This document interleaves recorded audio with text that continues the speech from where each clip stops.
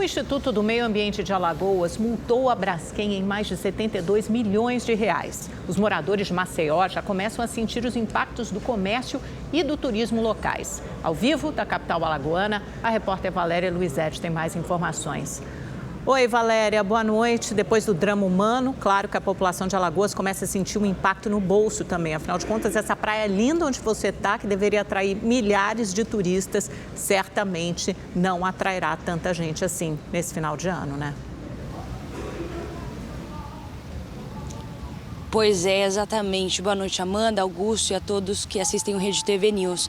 A multa se dá por danos ambientais, pelo risco de desabamento da mina 18 e por omissão de informações.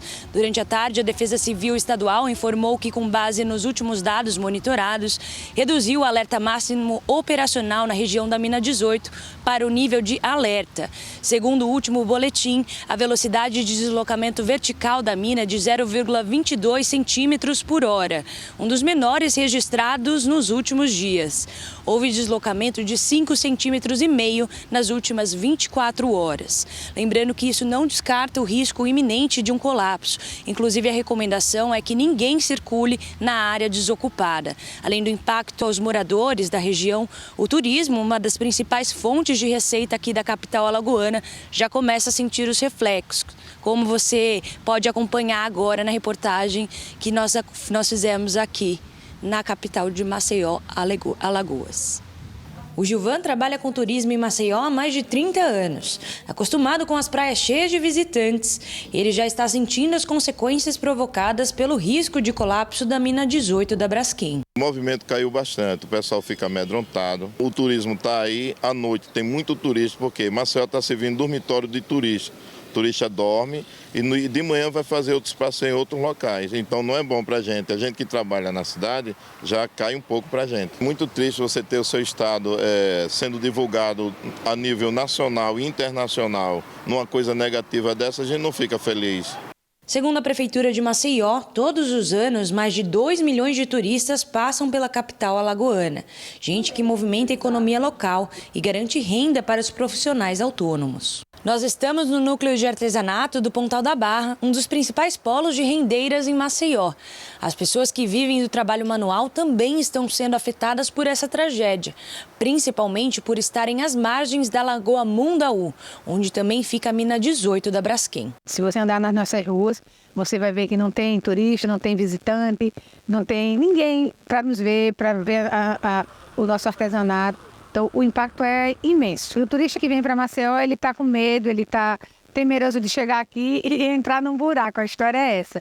E, embora a gente esteja bem distante. O problema está sendo específico num bairro que já foi retirado da população, né? Todo o cuidado já foi feito. Não atingiu nenhumas vias, nem aeroporto, nem rodoviária, nem a orla, como a cidade como um todo. Além do apoio aos moradores dos bairros afetados, o governo municipal trabalha para manter o interesse dos turistas na cidade. As praias e os pontos turísticos estão em áreas fora de risco. Maceió continua a funcionar, os serviços continuam a funcionar, as escolas, o comércio continua a funcionar, o turismo começa a funcionar, toda a estrutura do município pronta para dar qualquer resposta.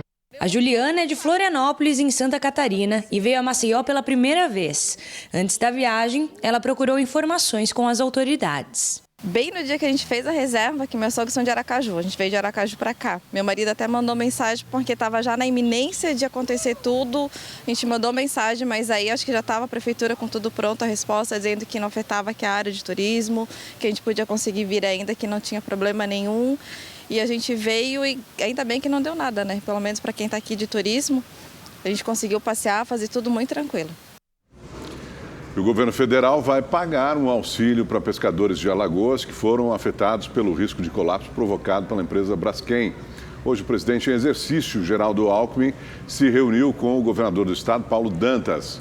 O repórter Igor Damasceno está ao vivo em Brasília e traz mais informações para a gente, né, Igor? Boa noite para você. Augusto, boa noite a você, também a Amanda, boa noite a todos. O auxílio será de 2 salários mínimos, o equivalente a R$ 2.640, e deve ser entregue ainda nesta semana. Cerca de 6 mil pescadores e marisqueiros serão contemplados. O recurso foi liberado pelo governo federal depois dessa reunião aqui no Palácio do Planalto. Na verdade, o governador Paulo Dantas fez uma série de pedidos ao presidente em exercício, Geraldo Alckmin. Ele quer, por exemplo, o envio de profissionais para tratar da saúde mental dos moradores afetados. Paulo Dantas também pediu um outro auxílio do governo federal para enfrentar o déficit habitacional de Maceió.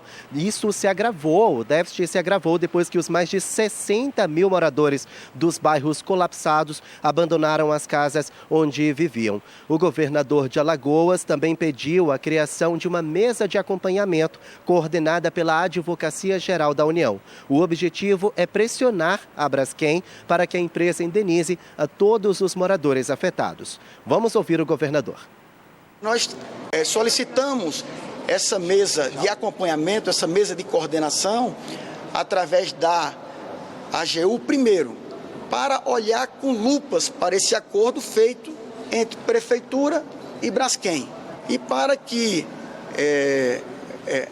a AGU ela faça um encaminhamento justo para as vítimas, para que as vítimas sejam reparadas de maneira justa. A indenização moral foi paga por imóvel, não pode ser por imóvel. A indenização moral tem que ser paga por cada vítima. Bom, o prefeito de Maceió, João Henrique Caldas, continua aqui em Brasília. Ele também tinha uma agenda com Geraldo Alckmin, mas ela teve de ser adiada. O prefeito tenta uma nova reunião com o presidente em exercício amanhã, aqui no Palácio do Planalto, mas ela ainda não foi confirmada. João Henrique Caldas quer que a Agência Nacional de Mineração divulgue as licenças para a autorização de exploração de salgema concedidas à Braskem. O objetivo é que ele analise esses documentos para saber se a empresa seguia cada regra estipulada pela ANM. Até o momento, a agência não divulgou se vai sim conceder esses documentos à Prefeitura de Maceió. Hoje, a ministra do Meio Ambiente, Marina Silva, chamou a exploração de salgema na capital alagoana de empreendimento desastroso e também defendeu que as regras para a autorização desse tipo de atividade sejam endurecidas. Vamos ouvir a ministra. Você tem que ser rigoroso no processo de licenciamento, porque existem processos que são realizados sem esse rigor e depois as consequências são dramáticas. Esse licenciamento é de responsabilidade do Estado e o Ministério do Meio Ambiente, através do IBAMA, está agindo suplementarmente no processo de acompanhamento dessa crise e dessa catástrofe, que o Ministério do Meio Ambiente e o IBAMA não devem facilitar nem dificultar, mas agir com todo o rigor, exatamente para que esse tipo de coisa não aconteça em prejuízo do meio ambiente e da sociedade. No último dia de viagem, Lula deixou a Alemanha com 19 acordos de cooperação, muitos deles na área do meio ambiente, e o compromisso do governo alemão de investir na geração de empregos na indústria brasileira. O primeiro compromisso de Lula nesta terça-feira foi um encontro com o ex-presidente da Alemanha e ex-diretor-geral do Fundo Monetário Internacional, o FMI, Horst Köhler. A conversa girou em torno das reformas de instituições internacionais. Lula defende que bancos e fundos como o FMI adotem políticas em que os empréstimos ajudem a desenvolver países pobres, como os da Sub-Saara na África, sem que fiquem escravos desses débitos.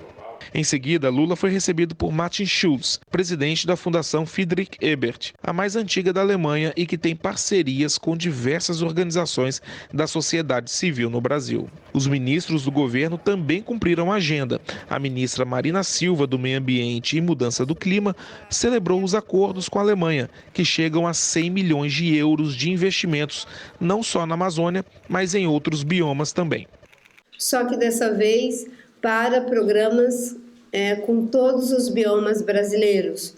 O bioma Mata Atlântica, Cerrado, Caatinga, Pampa, Pantanal e também projetos que vão ser desenvolvidos em outras áreas de biodiversidade além da Amazônia. O ministro da Fazenda, Fernando Haddad, destacou que o sucesso econômico do Brasil passa pela pasta do meio ambiente.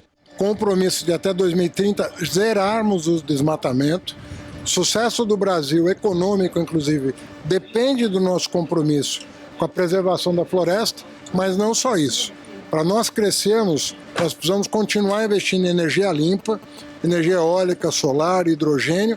Foram 3 dias bem intensos e Lula deixou Berlim com 19 acordos com o governo alemão, a maioria no meio ambiente. Houve ainda uma declaração conjunta de combate às fake news e um compromisso de se desenvolver uma cooperação técnica e financeira entre os dois países.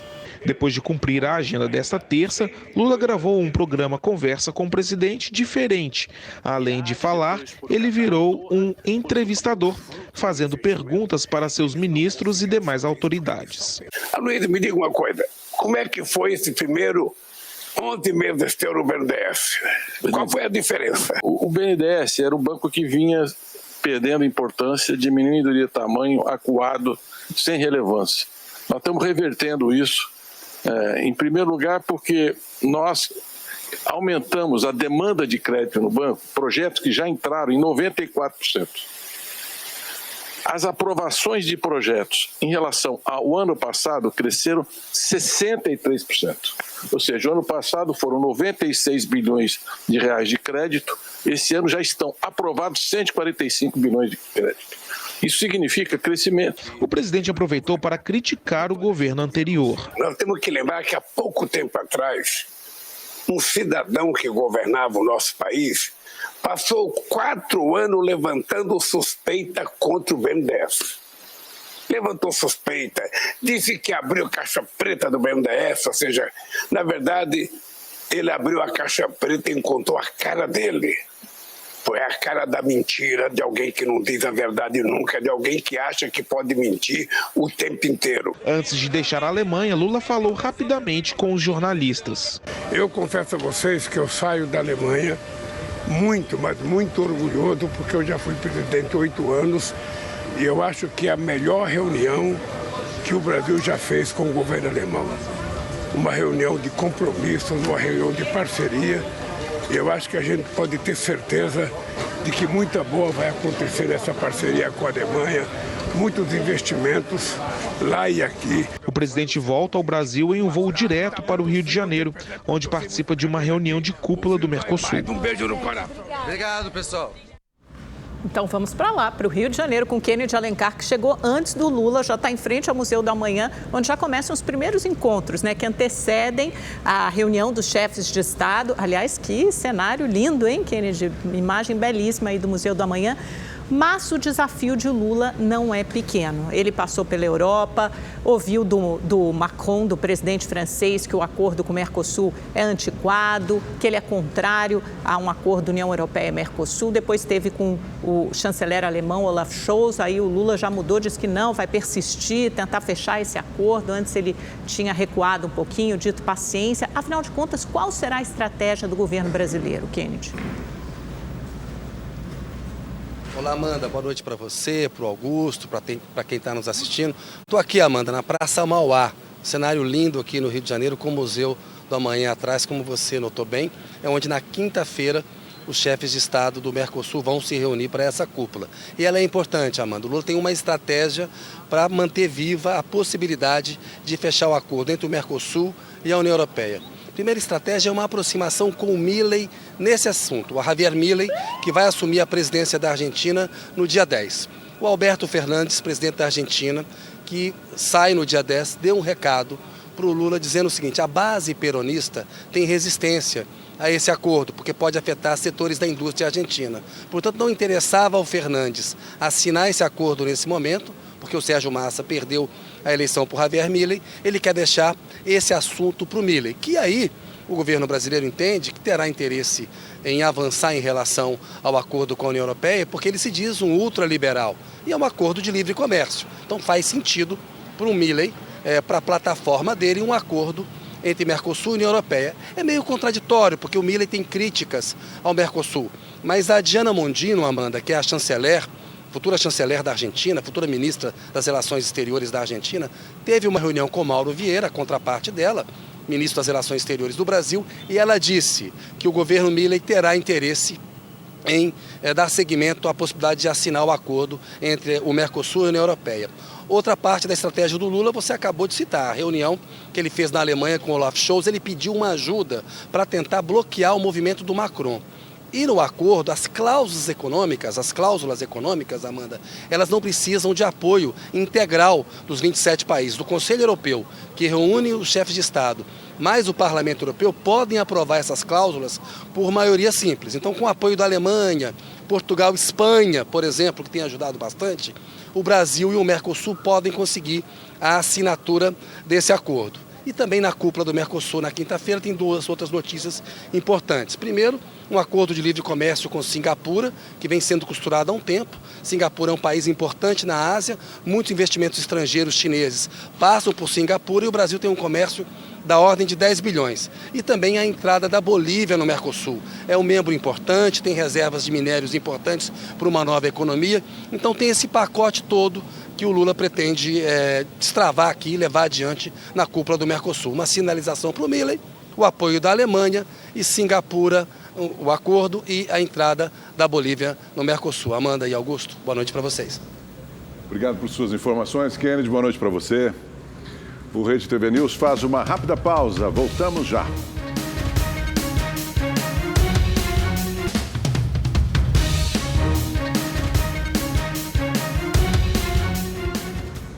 A Polícia Federal fez uma operação contra uma quadrilha suspeita de fornecer mais de 40 mil armas às maiores facções criminosas do país.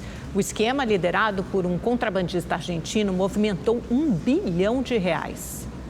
Os policiais encontraram centenas de caixas com pistolas e fuzis, que, segundo as investigações, seriam entregues às facções criminosas Comando Vermelho e Primeiro Comando da capital. Ao todo, foram cumpridos 52 mandados de busca e apreensão no Brasil, nos Estados Unidos e no Paraguai.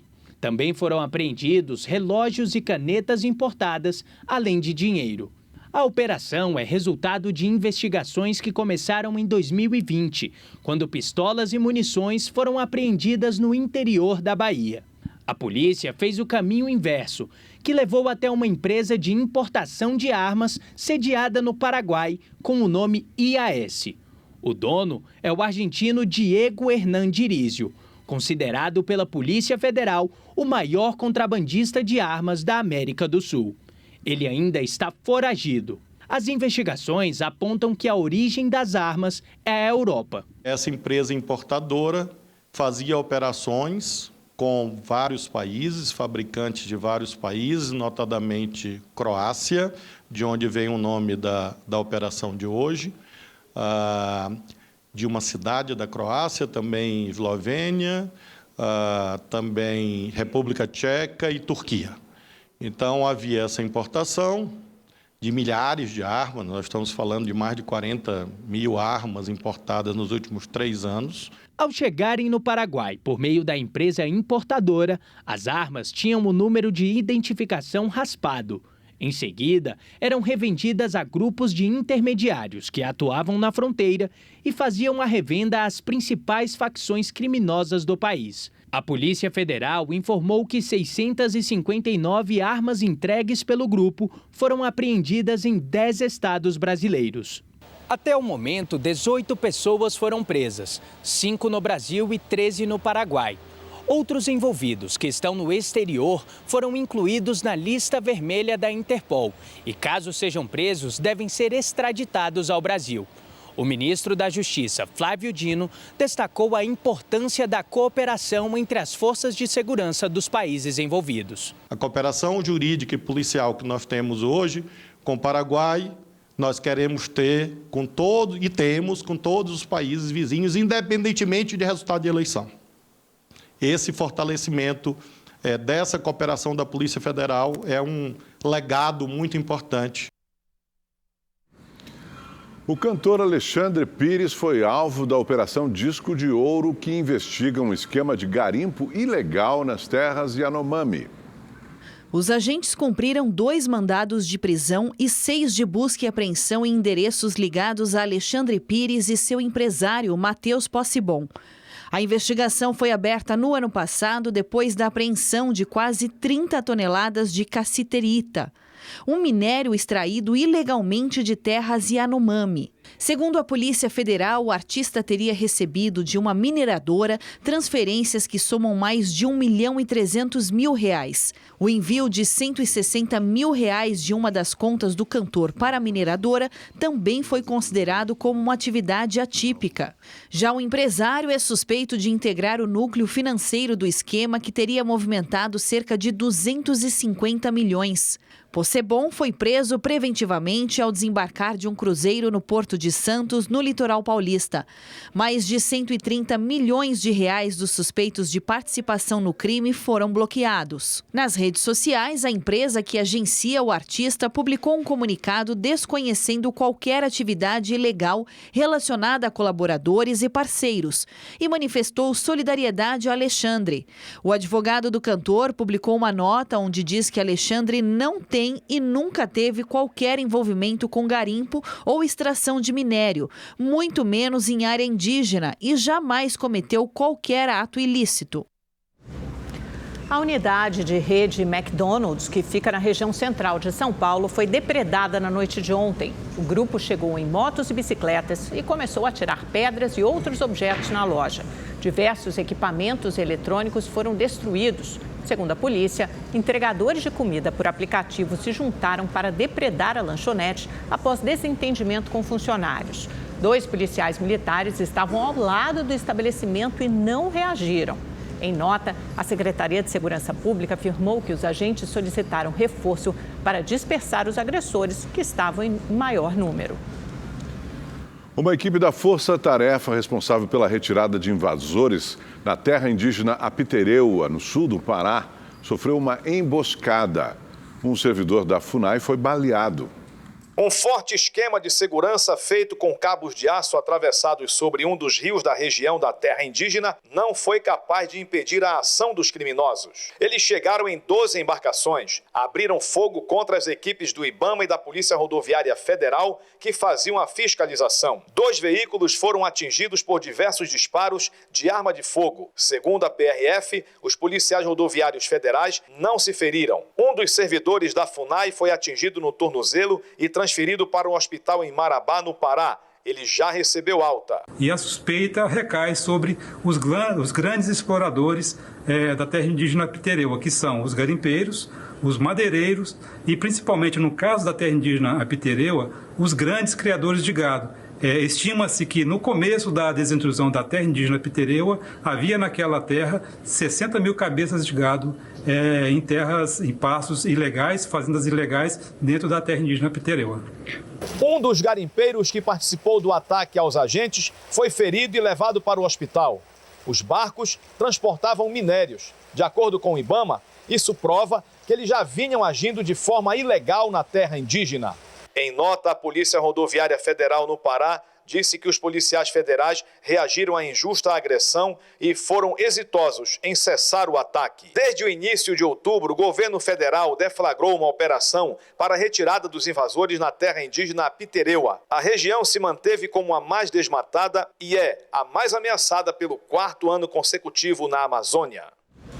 O relator da CPI, que apura a atuação de ONGs na região da Amazônia, senador Márcio Bittar, pediu o indiciamento do presidente do ICMBio, Mauro Oliveira Pires, por crimes de corrupção e improbidade administrativa.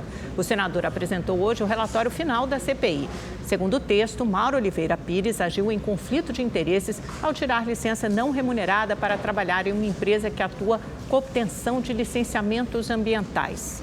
Pires disse que prestou todos os esclarecimentos à CPI e que ficou surpreso com o pedido de indiciamento. O relatório da CPI sugere ainda a adoção de medidas legislativas para aumentar a transparência na prestação de conta das ONGs e o controle do Fundo Amazônia. Após a leitura, o presidente da CPI deu prazo de 5 dias para que os outros senadores analisem o documento. A comissão deve encerrar os trabalhos até o próximo dia 19. O Tribunal de Justiça de Minas Gerais condenou em segunda instância o deputado Nicolas Ferreira, do PL de Minas, em um processo por transfobia, movido pela deputada Duda Salabert, do PDT. Apesar da votação unânime dos desembargadores, a indenização diminuiu de 80 para 30 mil reais. O processo foi aberto por Duda Salabert em 2020, quando os dois disputavam uma vaga de vereador em Belo Horizonte. Durante a entrevista a um jornal, Nicolas Ferreira afirmou que iria se referir a Duda apenas com pronomes masculinos, já que não a reconhecia como mulher. Duda Salabert foi a primeira mulher trans a assumir uma cadeira na Câmara Municipal de Belo Horizonte. Os homicídios cresceram entre as mulheres negras no Brasil entre 2020 e 2021. Os dados são do Atlas da Violência, divulgado hoje. O estudo mostrou ainda que em 10 anos, mais de 100 mil crianças e adolescentes foram assassinados no país.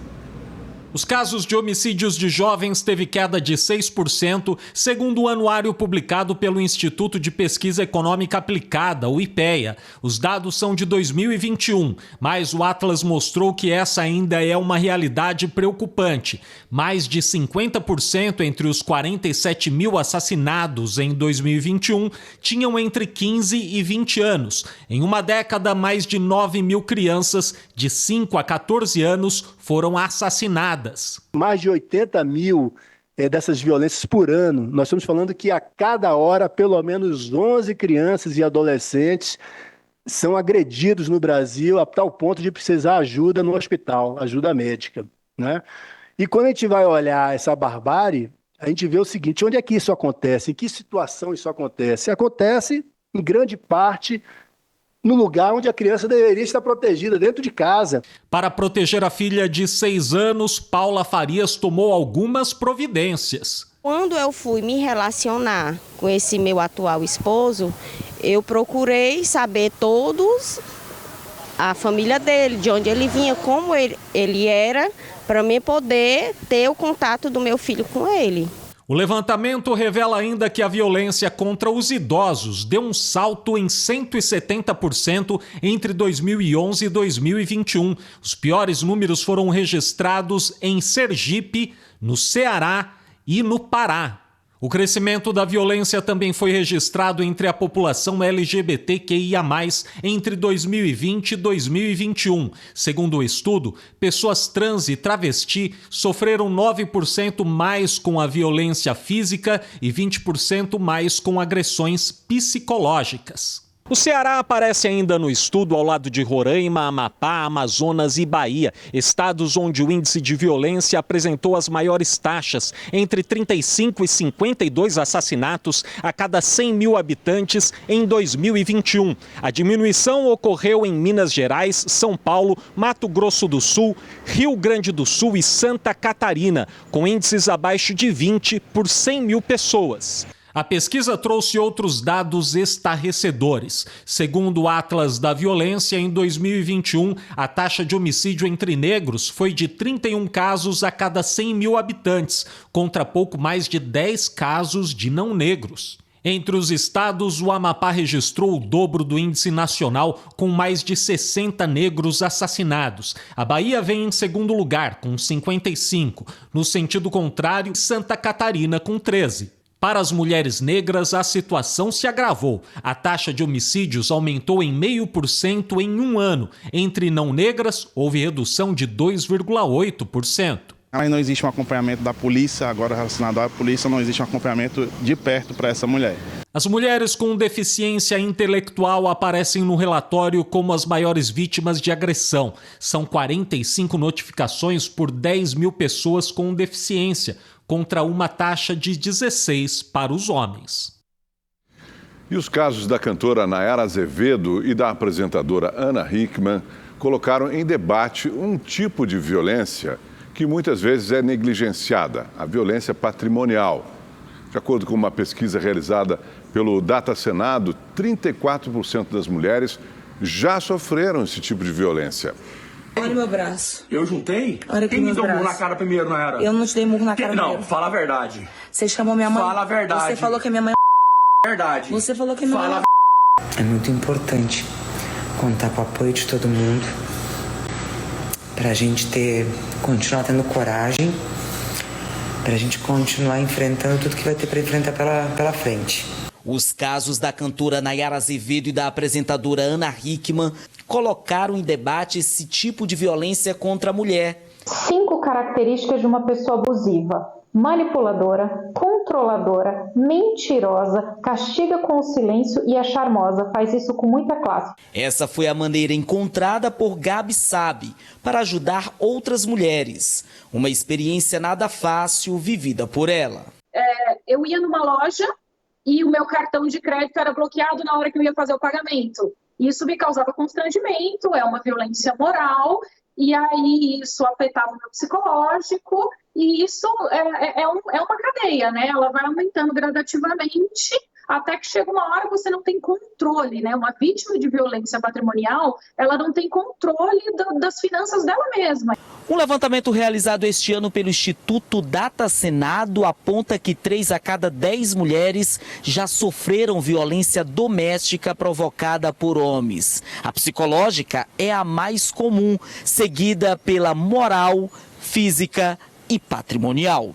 A gente tem muitos casos de violência patrimonial envolvendo quebra, dano de patrimônio, então um celular, um carro, instrumentos de trabalho, não deixar a mulher ter acesso à conta bancária, ou então fiscalizar gastos de forma excessiva. São formas de violência patrimonial prevista na Lei Maria da Penha. O advogado alerta que a denúncia é a melhor saída, uma vez que a Lei Maria da Penha, criada para combater a violência doméstica, também abrange a defesa de vítimas de violência patrimonial. O primeiro passo é a vítima registrar um boletim de ocorrência.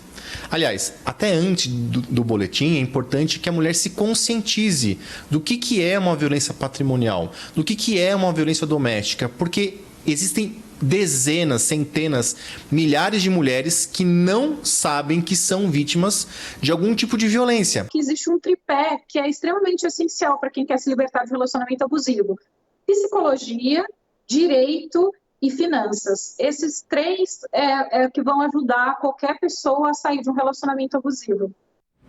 A polícia de Portugal conseguiu recuperar um bebê brasileiro de 3 meses vítima de tráfico humano. A menina é natural de São Paulo e foi resgatada próxima à cidade do Porto, em Portugal. Em ação conjunta com a PF, os policiais portugueses prenderam 2 suspeitos pelo crime, um em Portugal e o outro em São Paulo, que já planejava sequestrar ainda um segundo recém-nascido. Os 2 serão indiciados por tráfico e falsificação de documentos. Os suspeitos são empresários sem antecedentes criminais. A primeira turma do Supremo Tribunal Federal decidiu que não há vínculo de emprego entre motoristas e as empresas de aplicativo. Foi julgada uma decisão da Justiça do Trabalho de Minas Gerais que reconheceu o vínculo de emprego entre um motorista e uma plataforma. O relator do processo, ministro Alexandre de Moraes, afirmou que a Constituição admite outras formas nas relações de trabalho. O Programa Internacional de Avaliação de Estudantes mostrou que o Brasil continua em nível muito baixo de aprendizado. 7 em cada 10 estudantes de 15 anos não conseguem fazer contas simples de matemática. Metade tem dificuldades graves em leitura. No mundo todo, houve recuo na aprendizagem por causa da pandemia. 690 mil estudantes de 81 países participaram da prova que avalia o desempenho escolar. O Programa Internacional de Avaliação de Estudantes, o PISA, é feito a cada 3 anos. No mais recente, em 2022, 14 mil estudantes brasileiros de 15 anos foram avaliados em 3 áreas. Em leitura, o Brasil ficou na posição 53, em ciências 62 e em matemática 65. 7 em cada 10 estudantes estão em nível baixo de conhecimentos matemáticos, enquanto na média dos países avaliados são 3 a cada 10 alunos. São adolescentes que não conseguem fazer operações simples, como converter o dólar para o real. Apesar do baixo rendimento do Brasil, ele não está sozinho. O desempenho médio em outras partes do mundo registrou uma queda histórica no resultado geral. Foram 15 pontos em matemática e 10 em leitura. Em 2 décadas de avaliações do PISA, nunca houve uma variação maior do que 4 e 5 pontos. Essa foi a primeira prova do PISA depois da pandemia. O fechamento das escolas em 2020 e a falta de acesso ao ensino remoto, principalmente nas escolas públicas, deixaram muitos estudantes com o ensino atrasado. São crianças, adolescentes, com muita energia, com uma necessidade gigante de interação, de proximidade, de olho no olho. Então, eu acredito sim que as relações de aprendizagem digitais nesse processo de pandemia para crianças e adolescentes foram enormemente prejudicadas. Clarice acaba de passar para o 6º ano do ensino fundamental. Ela não teve aulas à distância durante a pandemia. Por causa disso, a mãe diz que a menina ainda tem muitas dificuldades. Muitos professores tiveram que voltar com a matéria, né, por conta dessa questão, para os alunos não ficarem tão atrasados. Então, tem conteúdos que eram pertinentes agora do 5º ano, que, por exemplo, ou muitas outras turmas não tiveram, né, da maneira que seguiria corretamente o cronograma, não tiveram daquela forma, mas os professores tiveram que voltar um pouquinho por conta do ensino não ficar tão defasado, né? O Produto Interno Bruto do Brasil cresceu 0,1% no terceiro trimestre de 2023, na comparação com os 3 meses anteriores. O destaque no período foi o aumento do consumo das famílias. O Jorge é diretor da União dos Lojistas da 25 de março, principal centro de compras da capital paulista. Ele conta que, finalmente, os comerciantes estão sentindo a recuperação da economia depois de um período difícil com a pandemia. Ano a ano, mês a mês, né, comprando com os meses do mesmo período dos anos anteriores, tem voltado, né? Então, o cliente está mais... não está mais tão receoso, ele vem, está conseguindo gastar, está tendo dinheiro, teve 13º agora, né? Então, assim, é um final de ano que promete um pouco, né? A gente acredita que não vai explodir de vendas, mas a gente acredita num crescimento, né? Não é para menos. O grande destaque do PIB do terceiro trimestre, divulgado hoje pelo IBGE, foi o consumo das famílias, que aumentou 1,1%. Isso significa, segundo os economistas, que o brasileiro, enfim, está se sentindo mais seguro para voltar a comprar. Bem, esse crescimento se deve ao aumento do emprego, ao aumento da renda, tanto pelo aumento do emprego quanto pelas ajudas, pelas transferências governamentais às famílias. E também a gente não pode descartar 2 outros fatores. A redução dos juros, que embora tenha sido lenta, faz diferença, e o aumento na confiança do consumidor, ou seja, o aumento na disposição a comprar. A economia brasileira cresceu 0,1% no terceiro trimestre do ano, na comparação com o trimestre anterior. Os dados foram divulgados pelo IBGE. O ministro da Fazenda, Fernando Haddad, disse que o resultado do PIB surpreendeu e ainda prevê crescimento da economia brasileira acima de 3% em 2023. Então, nós tivemos um PIB positivo, mas fraco, mas com os cortes nas taxas de juros, nós esperamos que esse ano nós fechemos o PIB em mais de 3% de crescimento e esperamos um crescimento na faixa de 2,5% no ano que vem. Grande destaque do primeiro semestre, a agropecuária teve recuo de 3,3% entre julho e setembro. O recuo se deve à saída da colheita da base de comparação. Contudo, na comparação com o mesmo trimestre do ano passado, acumula alta de 8,8%.